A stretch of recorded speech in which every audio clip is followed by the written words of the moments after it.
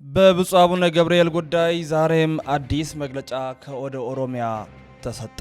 እኛ ብፁዕ አባታችን እንወዳለን እናከብራለን። በሌላ አካል የሚደርስባቸውን ተጽዕኖ አግባብነት የሌለው ተቃርኖ ሲደርስባቸው ከሳቸው ላይ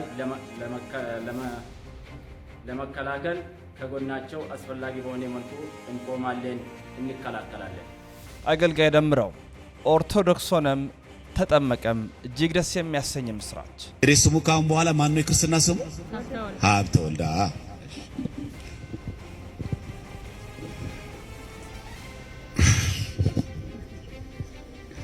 በስመ አብ ወወልድ ወመንፈስ ቅዱስ አሐዱ አምላክ አሜን። በክርስቶስ ኢየሱስ ክርስቲያን የሆናችሁ ውድ የኦርቶዶክስ አማኞች እንዴት ናችሁ? እንደምን ዋላችሁ? እንደምን አደራችሁ? የድንግል ማርያም ጥበቃ፣ የመላእክት ጥበቃ፣ የእግዚአብሔር ቸርነት በእናንተ በቤታችሁ ይሁንላችሁ። እነሱ ገድል ድርሳን ሲያነቡ፣ ሌሎቹ ወንጌል ተምረው መስበክ ጀመሩ። ኦኬ፣ እነ ቀለሜ ገድል ያንብቡ፣ እኛ ፕሮቴስታንቶችን ክርስቲያን እናደርጋቸዋለን። እነ ቀለሜ 2000-3000 ሰው በተቀመጠበት ገብተው ገድለ መባጽዮንን ያንብቡልን፣ በጣም አሪፍ ነው። እኛ ደግሞ ፕሮቴስታንቶችን ክርስቲያን እናደርጋለን። ለ50 ዓመታት ጆሮ ተደፍኖ የነበረው በማለት የተሳለቀው ፓስተር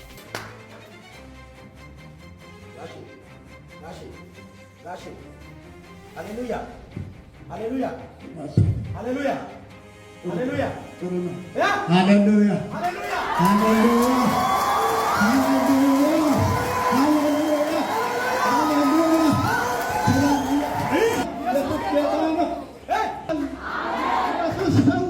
ኢየሱስ ክርስቶስ ወንድ ነው ሴት ነው? ክርስቶስ ወንድ ነው ሴት? እናንተ ጉዶች ወንድ ነው ሴት? ድገሙት። ስለዚህ እናቱ ማናት? ማርያም አይደለች። ማርያም እናንተ ሰፈር ያለችው ድንግል ማርያም ነው።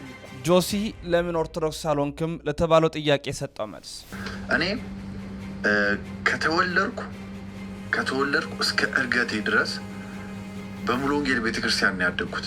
በቸርች ነው ያደግኩት። በፕሮቴስታንት ቤተሰብ ነው ያደግኩት። ከተወለድኩ እስከ አደግኩ ድረስ እስከ አሁን ድረስ ነው የምላችሁ። አገልጋይ ደምሮ ጋር ኮምፔር ለምን እንደማልደረግ ነው የምነግራችሁ። ፕላስ እሱ ኦርቶዶክስ ነበረ፣ ከዛ ፕሮቴስታንት ሆኖ ከዛ ድጋሚ ነው። ሰው ስርዓቱን ያውቃል፣ ያለውን ነገር ያውቃል። እኔ ግን ኢቨን ነው የምላችሁ፣ ኢቨን እግዚአብሔርን ነው የምላችሁ። ለምን የኦርቶዶክስ ቤተክርስቲያን ጋር ለምን ሰው እንደሚያማትቡላ ያወቁት እዚህ ቲክታክ ላይ ነው። እግዚአብሔርን ነው የምላችሁ። ኢየሱስ ክርስቶስ አማላጅ ወይንስ ፈራጅ? ብፁዕ አቡነ በርናባስ ቃል በቃል ተጠየቁ። አሁን እርሶ እንዲነግሩ የሚፈልገው ክርስቶስ ፈራጅ ነው አማላጅ ነው?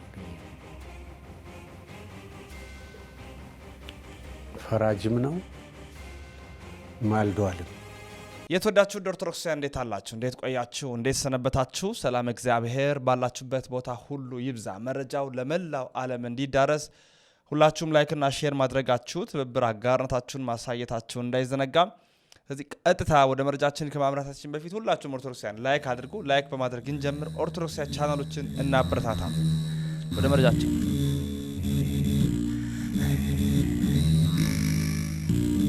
በስመ አብ ወወልድ ወመንፈስ ቅዱስ አሐዱ አምላክ አሜን። የፍጥረታት ሁሉ አባት የሰማይና የምድር አስገኛ ጋይስት ዓለም ቅድስት ሥላሴ ክብር ምስጋና ይድረሰው። ወላዲተ ቃል አምላክ ድንግል ማርያም ውዳሴ ክብር ይድረሳት። ቅዱሳን እንደየማዕረግና ክብራቸው ምስጋና ይድረሳቸው። ክርስቶስ ተንሥአ እሙታን በአብይ ኃይሉ ስልጣን አሰሮ ለሰይጣን አግዓዞ ለአዳም ሰላም እምይእዜሰ ኮነ ፍስሐ ሰላም። ለክርስቶስ ሰላምና ጸጋ ከሁላችሁ ጋር ይሁን እያልኩኝ ዛሬም እንግዲህ ወደ ያዝኩት ርዕሰ ጉዳይ ወደ መረጃዎቼ ነው የማመራው። በዛሬ መረጃችንን በስፋት የምንመለከታቸው የምንቃኛቸው ጉዳዮች ይኖሩናል ማለት ነው። ላይክ አድርጉ፣ ሼር አድርጉ በማለት የመጀመሪያውን ነገር ላቅርብላችሁ። ኢየሱስ ክርስቶስ ወንድ ነው ሴት ነው? መልሳችሁ ምንድን ነው? መጋቢ ሐዲስ እሸቱ አለማየሁ እንዲህ ይላሉ። ክርስቶስ ወንድ ነው ሴት? እንዴ እናንተ ጉዶች ወንድ ነው ሴት? ድገሙት። ስለዚህ እናቱ ማናት? ማርያም አይደለች። ማርያም እናንተ ሰፈር ያለችው ናት። ድንግል ማርያም ነው የሚባለው። እንደው መብርሃን ድንግል ማርያም ነው የሚባለው እንጂ እኔ እንኳን ባቅሜ እንደው መጋቢ ሐዲስ ካልተባልኩ ይከፋኛል። ይገርማችሁ ምንም እኮ የደከምኩበት ነገር የለም። ያለ ማንጠልጠያ አይጠራም፣ ነውር ነው። ይሄ ዘላንነት ይባላል፣ ድፍረት ነው። እውነቱን ጳውሎስ አይባልም፣ ቅዱስ ጳውሎስ ነው ይባለው። ነዷል፣ ታርዷል፣ ተገፏል፣ ተገርፏል፣ ተርቧል፣ ተጠምቷል። ሲያንሰው ነው። ሌላም ነገር እንደው እሱ እንደተናገረው ሲያንሰው ነው። ለድንግል ማርያም እመቤታችን አንዳንድ ሰዎች የሚጽፉ ሰዎች አነባለሁ አንዳንድ ጊዜ እንደው በቤተ ክርስቲያን እንደ እመቤታችን ምስጋና በዝቷል የሚሉ ያልበላቸውን የሚያኩ ሰዎች አሉ። ይገርማቸዋል። ኢየሱስ ክርስቶስ በሚል ርዕሰ ጉዳይ በስፋት ካስተማሩት ትምህርት የተቀነጨበ ነው። ደስ የሚያሰኝ መልእክት ነው በእውነት። ሌሎቹ በፕሮቴስታንቱ ቤተ እምነት ያሉት ገድላት ድርሳናትን እየጠሩ ያነቡ፣ እኛ ግን ወንጌልን እንሰብካለን ይላሉ። እነ ጋዲ እንካተል። እኔ ዮኒ ማኛ እኔ ሲጀምር ይዘ ቢዝነስማን ምንም ሌላ እንትንም የለውም። አሁን ዮኒ ማኛ እንዲተናገረ እንዲያለ ብላችሁ ራሱ ወሪ የምታረጉ ሰዎች በዚህ ደረጃ ፐርሰናሊቲው እንደምታዩት ነው። እኔ ከዚህ በፊት ሙስሊም ሆኖ አይቻለሁ። ቪዲዮዎች ላይ ቆይቷል። ሙስሊም ሆኖ ጴንጤ ሆኖ ኦርቶዶክስ ሆኖ እና ሂዘ ቢዝነስ ነው። በቃ ቢዝነስ ማን ነው፣ መኖር አለበት። ስለዚህ ለመኖር ስማ ጋዲ ወይ እኔ የሆነ ሰዓት ቀንጥጦ ቴዲ አፍሮ የእግዚአብሔር መልእክተኛ ነው እያለለት ነው። እሱን እኮ ነው እንዴ አሁን እኮ ቪዲዮ ላይ እሱ ነው የምታሳየን። ታውቃለህ ቴዲ የእግዚአብሔር መልእክተኛ ነው ብሎ የእግዚአብሔር መልእክተኛ ነው ተው ግን ተቀበሉኝ እያለ ሲያለቅስ ክርስቶስ እኔም የእግዚአብሔር መልእክተኛ ነኝ እኮ አለ እኮ። አታውም እንዴ አህመድ ነው እኮ እኔና ቴዲ የእግዚአብሔር መልእክተኞች ነኝ ተው ተቀበሉን እያለ ሲያለቃቅስ ስቅስቅ ብሎ ነው ያለቀሰው እኮ። እና ብቻ ጋዲ ጨርሰው ጥሩ ሀሳብ ነው ይሄ የሱ ወሬ። አሁን ቅድም ላይቭ ስንገባ እያየው ነበር ዮኒ ማኛ ቤት ምናምን። ጋይስ ሲጀመር ክርስቲያኖች እንደዚህ አይነት ቤት ምን ያደርጋሉ? ፈርስት ኦፍ ኦል አንደኛ ቢዝነስማን ነው፣ ሁለተኛ በቃ መኖር አለበት። እኔ አሁን እረዳዋለሁ እንደ ወንድ ልጅ መኖር አለበት። ስለዚህ የሆነ ጨላ ምናምን መወረክ አለበት። ስለዚህ ምን ያደርጋል? እዚህም እዛም የተለያዩ አጀንዳዎች እየፈጠረ ፖለቲካው ላይ እምነቱ ላይ ምን ላይ እያደረገ የሆነ ከሶሻል ሚዲያ የሚያገኛትን ብር እሷን ነው ገብታችኋል ላይክ ሰብሰብ እያደረገ የሚኖር በቃ ዛ ሲት እንዴ። ስለዚህ እሱ አሁን ዛሬ ቤቱን ከፍቶ እነ ቀለሜም ሆኑ እነ ማንም ሆኑ ገብቶ ምን አደረጉ? እስኪ ወንጌል ሰበኩ። ገድል ነው ገድል ነው ያነበቡታ። በምን አይነት ማይንድ ሴት እንደሚነበብ ደግሞ ብዙ ጊዜ መልስ ተሰጥቷል። ገድል ነው የተነበበው። ዛሲት እንደዚህ አይነት ቤት ቁጭ ብላችሁ የምትሰሙ ክርስቲያኖች ራሱ ጤነኛ ናችሁ ወይ ነው? ጤነኝነታችሁ የሚረጋገጠው እናንተ ጋር ነው። መስማታችሁ ብቻ አይደለም። ባይዘው እኔ አንዳንድ ሰዎችን አይቻለሁ መልሶ ደግሞ ኦርቶዶክስ እንዲህ ነው፣ ኦርቶዶክስ ቤተክርስቲያን ድህነት ያለባት ቤተክርስቲያን ናት፣ ኦርቶዶክስ በሞኒ ኮራው ምናምን ሲል ላይክ ቪዲዮ ምን ታደርጋላችሁ? ቪዲዮ ትለቃላችሁ፣ ስክሪን ሪከርድ አድርጋችሁ ብዙ ሰው ጋር ይደርሳል። ሪሊ እንደዚህ አይነት ሰውን በቃ ባለበት በዛው በጸበሉ እንዲቀጥል ማድረግ ነው በቃ። ኦኬ ኦርቶዶክስንም ወክሎ ኦርቶዶክስ ቤተክርስቲያንን ሰፖርት አድርጎ ዮኒ ማኛ ስለተናገረ ስላልተናገረ ቤተክርስቲያን ላይ የሚጨምረው ጠብ የሚልም ነገር የለም። ለምን? ከልቡም ስላልሆነ። ኦኬ ከልቡ ስላልሆነ። ስለዚህ እንደዚህ አይነት ቤት ገብታችሁ ቁጭ ብላችሁ የምትሰሙ ክርስቲያን ወንድሙ አሁን እዚህ ጋር 1500 ሰዎች አላችሁ። እረፉ የምትሰሙ ከሆነ ኦኬ። አንደኛ እረፉ የምንላችሁ ገብታችሁ እኮ ምንም አዲስ እውቀት አታገኙ። ሁሌም እንደምንናገረው እውቀት የማይገኝበት ቤት አትገኙ በቃ። ኦኬ እውቀት የማይገኝበት ቤት አትገኙ በቃ። ምንም ይሄ እኮ ከባድ ምን ግን ራሳችሁን ኮንትሮል ማድረግ መቻል አለባችሁ በቃ። ዛሲት እውቀት የማይገኝበት ቤት አትገኙ። ኦኬ እነ ቀለሜ ገድል ያንብቡ፣ እኛ ፕሮቴስታንቶችን ክርስቲያን እናደርጋቸዋለን። እነ ቀለሜ 2000-3000 ሰው በተቀመጠበት ገብቶ ገድለ መባጽዮንን ያንብቡልን፣ በጣም አሪፍ ነው። እኛ ደግሞ ፕሮቴስታንቶችን ክርስቲያን እናደርጋለን። ሚዲያ ላይ የምናየው ነገር እሱ አለቀ። አሁን እንደ በፊቱ ገድል እንዲህ እዚህ ገድል ላይ የሆነ ነገር ተገኘ ምን ተገኘ ምናምን ተብሎ ከምን አንጻር ነው የምናየው የሚለው ነገር ቤተክርስቲያን እንትን ትላለች። አለቀ በቃ። ኦኬ ስለዚህ እንግዲህ የአሁኑ የኦርቶዶክሲያን ንቅናቄና የኦርቶዶክሲያን ህብረት እጅግ ደስ የሚያሰኝ ነው። እነሱ ገድል እያሉ ይተራርካሉ። እኛ ደግሞ ወንጌል ሰብከን ፕሮቴስታንትን ወደ ኦርቶዶክስ እናመጣለን። የወንድማችን ጋዲሳ ሀሳብ ነው። ለ50 ዓመታት ጆሮ አይሰማም ነበረ፣ ሁለቱም ጆሮ። እኔ እኮ እንደው አንዳንዴ በምን አይነት አስተሳሰብ ውስጥ እንዳሉ ምንድነው በእናንተ እናንተ የገላትያ ሰዎች በእናንተ ላይ ዚም ያደረገው ማን ይላል አይደል መጽሐፍ ማን ዚም እንዳደረገባቸው አላውቅም 50 ዓመት ጆሮ አይሰማም ብሎ በሱ ቤት ጆሮን መክፈቱ ነው እና ኮሜንት ላይ ተጻፈው እንደማ አንዶና ነበላቸዋለሁ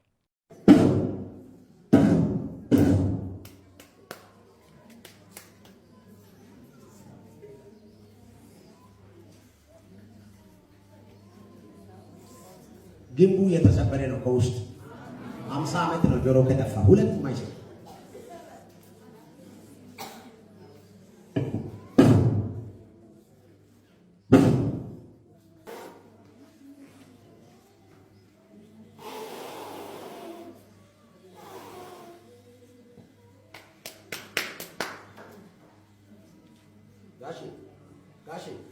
ጋሼ ሃሌሉያ ሃሌሉያ ሃሌሉያ ሃሌሉያ ሃሌሉያ ሃሌሉያ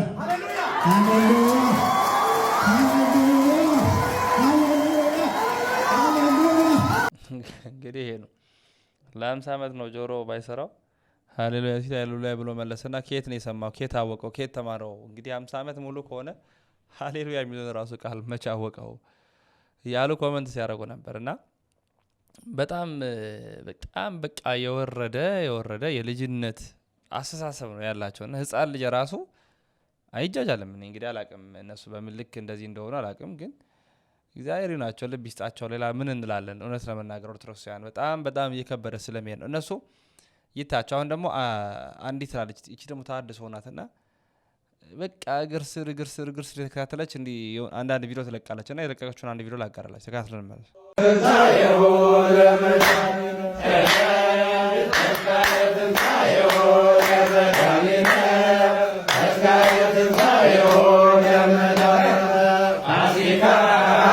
እስቲ ከቻላችሁ ኮፒ ሊንክ እና ሼር አድርጉት ከ20 ጊዜ በላይ በኮሜንት ላይ ደግሞ ካህናት ክብራችን ናቸው እያላችሁ ጻፉ እንግዲህ ሰሞኑን በዚህ በቲክቶክ መንደር የሚዟዟረውን ይሄ ካህናት ሲበሉ ሲጠጡ የሚለቀቁ ቪዲዮዎች ምንነት እንነጋገራለን በመጀመሪያ ግን ግብረ ሰላም ማለት ምን ማለት እንደሆነ ማወቅና መመልከት አለብን ማለት ነው እንግዲህ ግብረ ሰላም ማለት ገብረ ሰላም ወይም ደግሞ መድኃኔ ዓለም ኢየሱስ ክርስቶስ በመስቀሉ ሰላም አደረገልን ማለት ነው ታዲያ ካህናት አባቶቻችን ይህንን ብስራትና ይህንን የምስራች ይዘው በዚህ በበዓለ ሃምሳ ወቅት ከቤተ እግዚአብሔር ወደ ምዕመናን ቤት አዋጅ በማለት ይሄዳሉ ማለት ነው በዚህ በበዓለ ሃምሳ ወቅት ለምንድነው የሚሄዱት ትንሳኤውን ያበስራሉ ይህም ደግሞ ሚስጥር አለው ወደ ምዕመናኑ ቤት መሄዳቸው ትንሳኤውን ማብሰራቸው ሚስጥር አለው ይሄ ምንድነው ካለን ጌታችንና አምላካችን መድኃኒታችን ኢየሱስ ክርስቶስ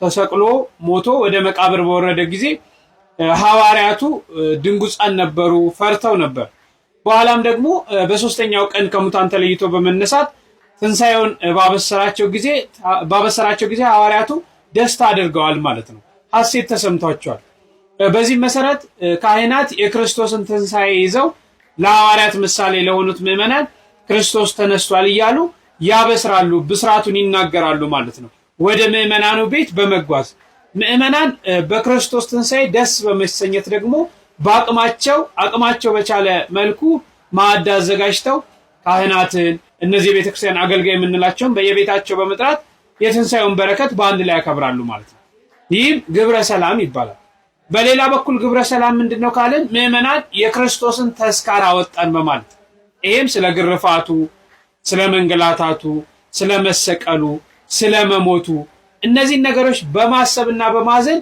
የክርስቶስ ምሳሌ የሆኑትን ካህናት በመጥራት ያከብሩታል በአንጻሩ ካህናት ምዕመናን አይዟችሁ ክርስቶስ ምንም መከራ ቢቀበል ቢሞት ከሞተ አልቀረም በመቃብር ውስጥ አልቀረም ከሙታን ተለይቶ ተነስቷል በማለት ደስታን ያበስራቸዋል ማለት ነው ትንሳኤውንም ይሰብኩላቸዋል ያረጋጋቸዋል ግብረ ሰላም ካህናት በሌሉበት አይደረግም ቢደረግም ደግሞ ግብረ ሰላም አይባልም ለምን ካልን ካህናት የክርስቶስ ምዕመናን የሐዋርያት ምሳሌዎች ናቸው እዚህ ላይ ማለት ነው እና ብስራት ያለ ክህነት የለም ካህናት ያበስራሉ ምዕመናን ደግሞ ይበሰራሉ ማለት ነው የግብረ ሰላም ዓላማውን ስንመለከት መብላትና መጠጣት አይደለም የክርስቶስን ሞት የክርስቶስን እንግልት፣ የክርስቶስን ስቅለት ብሎም ደግሞ ትንሣኤውን ለማሰብ የሚዘጋጅ ዝክር ነው።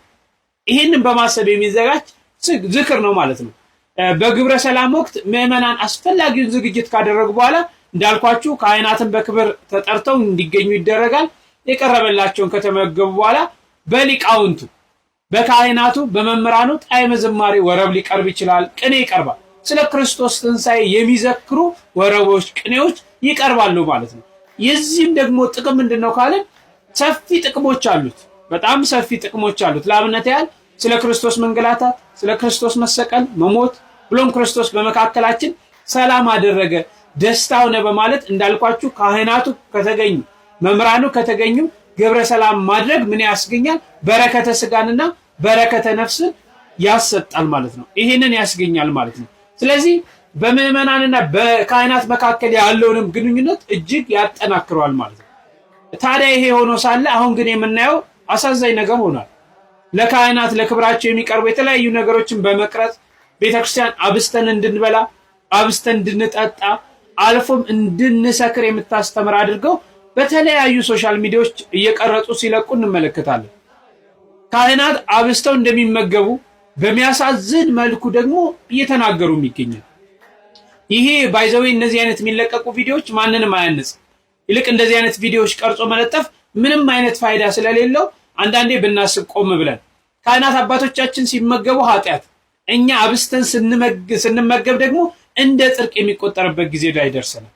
እነሱ ካህናት አባቶቻችን ስጋ ለባሽ መሆናቸው ሁሉ የተዘነጋ ይመስልኛል። እኛ በቤታችን እኮ ከምናቀርብላቸው አንጻር እግዚአብሔር የሰጣቸው ጸጋ እጅግ ይበልጣል። ስለዚህ እንደዚህ አይነት ቪዲዮዎች እየቀረጻቸው የምትለቁ አካላቶች ምንም ጥቅም ስለሌለው አትቅረጹ። ሁለትም ደግሞ በየቤታችሁ የተለያየ ነገር ለካህናት ለክብራቸው ብላችሁ የምታቀርቡትን ነገር አንዳንዴ በመጠንም ይሁን፣ ሁለተኛም ደግሞ ቪዲዮዎች አስፈላጊ አይደለም። ነገር ግን ግብረ ሰላም ማለት የዚህ መጽሐፍ ቅዱሳዊ እንደሆነ ቤተክርስቲያን በስርዓት ዝም ብሎ በዘልማር ሳይሆን ይህንን በማሰብ የሚዘጋጅ መሆኑን አስቡና በረከታችሁን ብትቀበሉ በረከት ብታገኙበት የተሻለ ነው የሚል እምነት አለኝ። እንግዲህ ደስ የሚያሰኝ መልስ ነው የተሰጠው። በዚህ አጋጣሚ እንግዲህ እንዲያ ነገር ቪዲዮ የሚለቁ አንዳንድ አሉ፣ ግን ልብ ሊገዙ ይገባል። ምክንያቱም ምንም ስለማያንጽ ማለት ነው። ወደ ደሜ ልምጣ። ወንድማችን ደሜ አገልጋይ ነበረ። በቲክቶክ ደግሞ በፕሮቴስታንት ቤተ እምነት ላይ ሲያገለግል እንደነበር እናውቀዋለን። ወደ እናት ቤተ ክርስቲያን መጥቷል። ኦርቶዶክስ ሆኗል። እንግዲህ ስሙ ካሁን በኋላ ማን ነው? የክርስትና ስሙ ሀብተ ወልድ።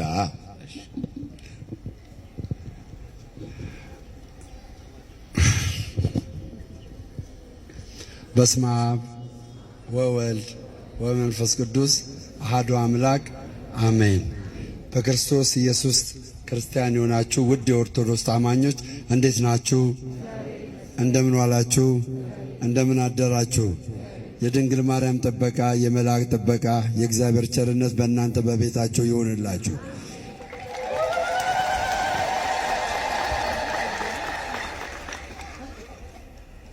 ቀጣይ ዓመት እውነቴን ነው የምላችሁ፣ ቀጣይ ዓመት የተዋህዶ ጊዜ ነው። የኦርቶዶክስ ተዋህዶ ጊዜ ነው። የጠፉ በጎች ይመለሳሉ።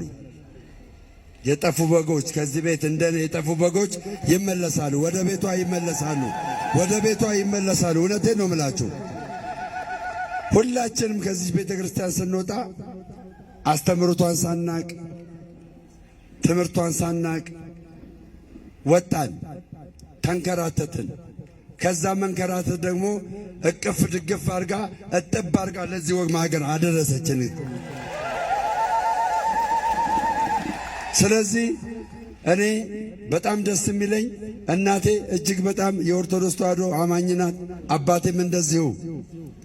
እናቴ ለእኔ በጣም የምትጸልይ የምትጮህ በብዙ አቅጣጫ ስለኔ ወደዚህ መመለስ የምትማልድ ነበረች። ድንግል ማርያም ደግሞ ጸሎቷን ሰምታ እኔ ወደዚህ ምድር አመጣችን። ይኸው ስለዚህ እናቴ ባለሽበት እግዚአብሔር አምላክ ይባርከሽ። እግዚአብሔር አምላክ ይባርከሽ። እግዚአብሔር አምላክ ይባርከሽ። ስለዚህ እኔ እዚህ ቤተ ክርስቲያን ስመጣ ወደዚህ ወደ ሁለተኛው ወደ ሆነችው ኦርቶዶክስ ስመጣ ለአንድ ዓላማ ነው የመጣሁት። ሃይማኖት ልቀይር አልመጣሁም። የጠፉ በጎችን እግዚአብሔር በእኔና በወንድሞቼ ወደዚህ ህብረት ይቀላቅሏቸዋል፣ ይመለሳሉ። ይህንን ይዤ መጥቻለሁ። ምንም ሳያውቁ ኦርቶዶክስን ሳያውቋት የወጡ ልጆች ይመለሳሉ። እግዚአብሔር ደግሞ ከኛ ጋር ይሆናል። ተባረኩልኝ። እንግዲህ በቲክቶክ የምናውቀው ነው አገልጋይ ደምረው ሲባል የነበረ ነው። ኦርቶዶክስ ሆናል። እሱ ብቻ አይደለም። ጆሲ ስለምን ኦርቶዶክስ አትሆንም ተብሎ ተጠይቋል። ከዛ የሰጠውን መልስ እንካተል። ጆሲ ኦርቶዶክስ የምትሆነው በጣም ኢንቦክሴ እግዚአብሔርን ስክሪንሻት ባሳያችሁ በጣም ብዙ ሰው ነው የጠየቀኝ ይህን ጥያቄ። ሰው ዛሬ መልስ ልስጣችሁ።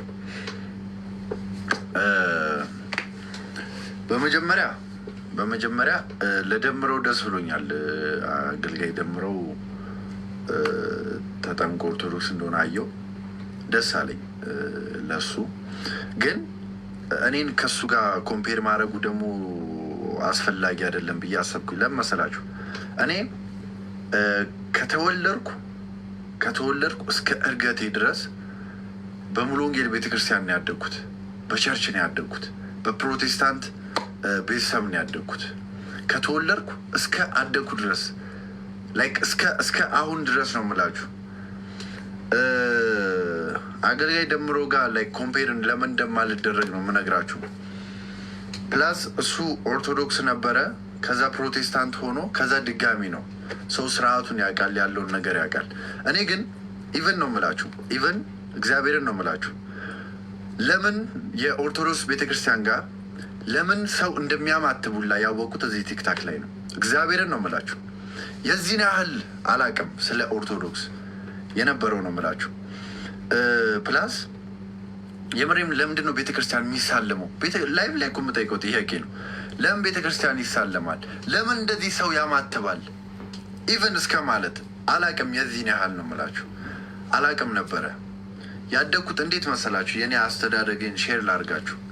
የኔ አስተዳደግ ከእናቴ ጋር ነው ያደግኩት። እናቴን ያሳደገችኝ። ሰው ትምህርት ቤት አለ፣ ከትምህርት ቤት ቤት አለ፣ ከቤት ቸርች፣ ከቸርች ትምህርት ቤት፣ ከትምህርት ቤት ቤት ቸርች። ይሄ ነበር የኔ ሰርክል እና ብዙ ነገርን ይሄ ስለ እስልምናም ስለ ኦርቶዶክስ ብዙ አላቅም የነበረውን ነው የምላችሁ። ይሄ ከልጅነቴ እስከ ቲክታክ ላይ እነ ፈለገና ኬን እነ ልደትን ከማወቄ በፊት የነበረው ላይፍ ስታይሌን ነው የምነግራችሁ። ቸርች ኳየር ኪቦርድ ጫወታለሁ፣ ቸርች ውስጥ እዘምራለሁ። በእንደዚህ አይነት ስርዓት ነው ያደግኩት እና አሁን 4 ወር ውስጥ 3 ወር እውነት ለመናገር 3 ወር ከምናምን ነው 4 ወር ብለን ያዘው። በዚህ 4 ወር ውስጥ እንደውም ሲያስተምሩን ምንድን ነው የሚሉት? ኦርቶዶክስ ጥልቅ ነሽ ነው የሚባለው። እንደዚህ እኔ ከላይ ላልኩት አይደለም የሚታወቀው። አይኖ ጥያቄዎች ነበሩብኝ። ጥያቄዎች የነበሩብኝ ግን ምንም ስለማላቅ ነው። ሰው ያንን ጥያቄ ሲመለስ የኔ አስተሳሰብ እንዴ እኔ እኮ የማውቀው ኦርቶዶክስ ጋር እማውቀው እኔ ኢየሱስ ክርስቶስ ኢየሱስ ያድናል ሲባሉላ የማይፈልጉ እስከሚመስለኝ እግዚአብሔርን ነው የምላችሁ። የኔ አስተሳሰብ ነው የምላችሁ። ኢየሱስ ያድናል ወይም ኢየሱስ ጌታ ነው ሲባል ኢየሱስ ጌታ ነው ወይ ኢየሱስ ያድናል ሲባል ለጴንጤ የኔ አስተሳሰብ የነበረው ነው የምላችሁ። ኦርቶዶክስ ጋር ኢየሱስ ያድናል አይሉም እስከ ማለት እንደዚህ አይነት አስተሳሰብ ነበረኝ። ግን ሳቅ እውነትም ክርስቶስን ነው የምሰብከው፣ እውነትም ኢየሱስን ነው የምሰብከው፣ እውነትም ወንጌል ነው የምሰብከው። ገብቷችኋል? ይህንን አንደርስታንድ አደረኩኝ። አብረን ነው የተማርነው። ከኔ ጋር ከእናንተ የተለየን የተማርኩት ምንድን ነው? በአካል የማገኛቸው ወንድሞችን በመጠየቅ አንዳንድ ነገሮችን በመጠየቅ ያገኟቸው መልሶች አሉ። ከዛ በተጨማሪ ግን ሁሉም በጊዜው እንደሚሆን አምናለሁ። አንድ እውነትም ነግራችሁ ሁሉም በጊዜው እንደሚሆን አምናለሁ። ያው ኦፍኮርስ አሁንም ነገም ከነገ ወዲያም ሁሌም የምናገረው አንድ ነገር ግን የምነግራችሁ ኦርቶዶክስ ቤተክርስቲያን ንዕድ ክብርት አንዲት የሆነችቷን ቤተክርስቲያን ምስክርነት ሲሰጡ ነው ወንድሞቻችን ማለት ነው። እግዚአብሔር ይመልሰው። ብፁዕ አቡነ በርናባስ በቀጥታ የቀረበላቸው ጥያቄ እንግዲህ በጣም ክርስቶስ አማላጅ ነው የነገረ ቅዱሳን አስተምሮ ከመቀበል አንጻር በርካታ ዜናዎች የሚቀርቡባቸው ወይ በርካታ ቅራኔዎች የሚቀርቡባቸው አቡነ በርናባስ ቀረበላቸው። ክርስቶስ አማላጅ ወይስ ፈራጅ? አሁን እርሶ እንዲነግሩ የሚፈልገው ክርስቶስ ፈራጅ ነው አማላጅ ነው ብዬ ነው። ፈራጅም ነው ማልዷልም። ምክንያቱም ሰውም አምላክም ስለሆነ ነው። የሰማይና የምድር ጌታ በሰማይና በምድር በአምላክነቱ በመለኮቱ ሙሉ የሆነ እሱ እንኳንና የሰው ልጆች ቅዱሳን መላእክት እንኳን በተፈጥሮ አይናቸው ሊያዩት የማይችሉ ዙፋኑን ተሸክመው የሚኖሩ ኪሩቤል መላ ሰውነታቸው አይን ነው ይላል። በክንፎቻቸው ሸፍነው ነው የሚኖሩ ማየት ስለማይችሉ። እነሱ ብርሃናውያን ናቸው፣ ረቂቃን ናቸው፣ እሳታውያን ናቸው። ግን የነሱ እሳትነት የነሱ ረቂቅነት ከሱ ጋር የሚነጻጸር ስላልሆነ ከዚያ በላይ የሚያቃጥል እሳት ስለሆነ አይተውት የማያውቁት ነክተውት የማያውቁት አዳም በራሱ ጥፋት ከሱ ስለተለየበት ተመልከት፣ የአዳምን ዘር እኛን ለማዳን ሰው የሆነው ለዚህ ያለ ወንድ ዘር ከድንግል ማርያም ሰው የሆነበት ምክንያት እኛን እኮ እንዳለን የተዋሃደን እኮ አምላክነቱ ሳያጠፋን እኛም ደግሞ በስጋችን የእሱን ክብር ሳንነካ በታቀቡ በማይለያይ ተዋህዶ እና የኛን አካሉን ከአካላችን ባህሪውን ከባህሪያችን ጋር አዋህዶ መቼም የድንግል ማርያም ነገር አስደናቂ ነው። በሷ ማህፀን ውስጥ ነው መቼም ሁሉ የተከናወነው ያለ ወንድ ዘር። ለዚህ ነው አባቶቻችን ሌላው ሁለተኛ ሰማይ ናት ያሉት። ለዚህ ነው ሐና ወኢያቄም ወለዱ ሰማይ ሰማይ ወሙን ያሰርቀት ፀሐይ። ሐናና ኢያቄም ሰማይን ወለዱ። የወለዷት ሰማይ ደግሞ ፀሐይን አወጣች። የዓለምን የኃጢአት ጨለማ የገፈፈውን ፀሐይን አወጣች። ፀሐይ ክርስቶስን ማለት ነው።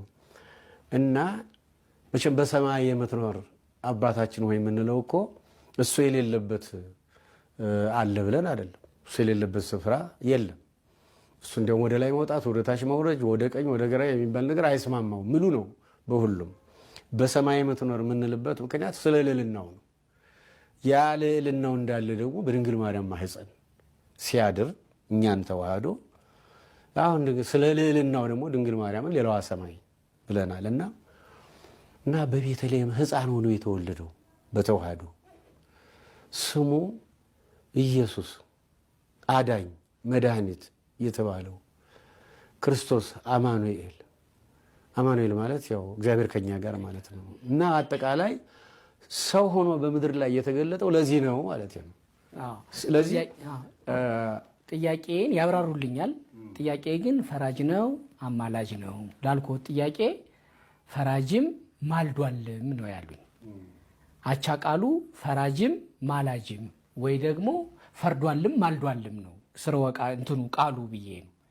ማልዷል መቼ ይፈርዳል መቼና እስከ መቼ? አሁን ባመጣት ኖሮ መጽሐፏን አሳየ ነበር። የትኛዋን መጽሐፍ? ምልጃ እርቅና ሰላም ቤተ ክርስቲያን ላይ ሲያስተምሩ ስለዚህ ጉዳይ ሲያስተምሩ ይዘዋት ያየኋት ቤተ ክርስቲያን ከሆነች የአለቃ እያሌው ታምሩ ምልጃ እርቅና ሰላም የምትለዋችን ከሆነች ይዣታለሁ እኔ። በቃ እዚች ጋር ገጽ 26 ግባ እስቲ። ገጽ 26 እኔ ስለ እነሱ ለምናለሁ። እሱ ነው። እሱ እንግዲህ ዮሐንስ ወንጌል ምዕራፍ 17 ነው። ያዝ እሱን። እሺ እኔ ስለ እነሱ እለምናለሁ። በነገራችን ላይ ሊቀ ጠበብት አለቃ እያሌው ማለት በሊቃውንት ጉባኤ ሊቀመንበርነት በኢትዮጵያ ቤተክርስቲያን ከ30 ዓመት በላይ በሊቃውንት ጉባኤ ሊቀመንበርነት ከ30 ዓመት በላይ አገልግሏል። መቼም ሊቀ ጠበብት አለቃ እያሌውን መቼስ የማያውቅ የለም ኦርቶዶክስ ሆኖ። ስለዚህ የእሳቸው ነው ማለት ነው።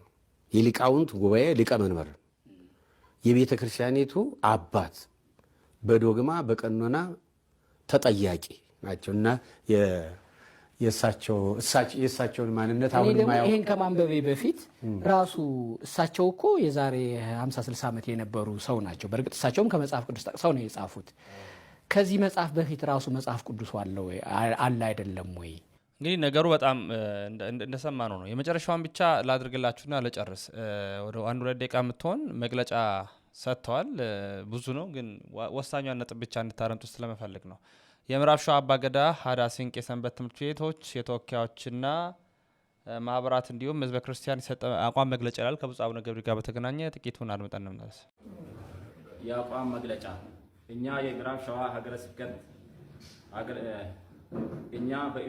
በምዕራብ ሸዋ ሀገረ ስብከት የምንገኝ አባገዳዎች፣ ሀደ ሲንቄዎች፣ የሀገር ሽማግሌዎች፣ የሰንበት ትምህርት ቤት ተወካዮች፣ ልዩ ልዩ የማህበራት ተወካዮችና የጽዋ ማህበራት አጠቃላይ የኦርቶዶክስ ተዋሕዶ እምነት ተከታዮች በምዕራብ ሸዋ ዞን የምንገኝና በአምቦ ከተማና በአካባቢዋ በእምነቱ ጥላ ስር የተሰባሰብን ክርስቲያኖች ከሌሎች እምነት ተከታዮች ከብሔር ብሔረሰቦች ጋር በመስማማት በመደጋገፍ በሰላም አብሮ ከመኖር ባሻገር የመንግስትንም ሕግ እናከብራለን።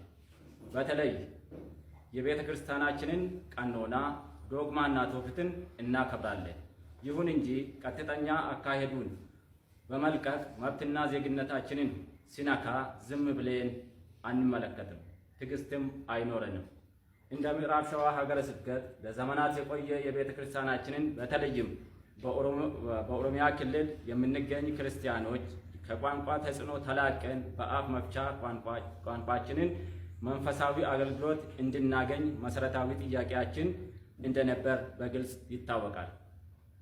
ይህ መሰረታዊ የሆነ ጥያቄያችንን እንደ ምዕራብ ሸዋ ሀገረ ስብከት ብፁዕ አቡነ ገብርኤል የሀገረ ስብከታችንን ሊቀ ጳጳስ ምላሽ በተግባር ተሰጥተዋል። ቀሪውንም ምላሽ እየተሰጠን ይገኛል። ይህ እኛ ብፁዕ አባታችን እንወዳለን፣ እናከብራለን። በሌላ አካል የሚደርስባቸውን ተጽዕኖ አግባብነት የሌለው ተቃርኖ ሲደርስባቸው ከሳቸው ላይ ለመከላከል የተወዳጅ ቤተሰቦቻችን እንግዲህ መግለጫውን እንደሰማነው ነው። የሰማነው መግለጫ 8 ደቂቃ ያህል የሄደ ነው። ከዛ ውስጥ ግን 2 ወይ 1 ደቂቃ ነው የሰማው። ሀሳቡ ግን ተመሳሳይ ነው። ከብፁዕ አቡነ ገብርኤል ግን መቆማቸውን የቅዱስ ሲኖዶስን ነው የቋሚ ሲኖዶስን ውሳኔ አለመቀበላቸውን ነው የሚያሳየው። ስለዚህ ኦርቶዶክሳውያን እንደዚህ አይነት ነገሮች በዘር ካባ መሸፈን፣ አንዱ ነገር ወደ ሃይማኖታዊ ነገር መውሰድ ጥሩ አይደለም። የብፁዕ አባታችን ወይ ደግሞ የብፁዕ አቡነ ገብርኤልን ጉዳይም ተከታትለን እናስደምጣቸዋለን። እርግጥ ብፁዕ አባታችን የሚለው አሁን እኛም የከበደን ነው። ምክንያቱም የሚያሳዩት ነገር ኦርቶዶክሳዊ የሆነ የአባቶችን ትእዛዝ ስለማይቀበሉና የተከታተሉም ስላልሆነ ማለት ነው። ስለዚህ አቡነ ብፁዕ የሚለው ነገር እንግዲህ ሳንወድ በግድ ወደ 100 ልንደርስ ነው። በቻልነው አቅም ያ ነገር እንዳይሆን ስንሞክር ነበር። ግን ደግሞ አሁን ነገሮች የከበሩ ስለሆነ ማለት ነው። ውድና ክቡራት ቤተሰቦቻችን በቀጣይ መረጃ እንመለሳለን። መረጃው ለመላው ዓለም እንዲዳረስ ላይክና ሼር አድርጉ። ባካችሁላችሁም ላይክ አድርጉ። ምክንያቱም በማልዳ 1:40 ምሽት 1 ሰዓት ላይ ኦርቶዶክሳዊ መረጃዎችን ለእናንተ የምናቀርብበት ተወዳጁ የያሮስ የሚዲያ ቻናል ነው።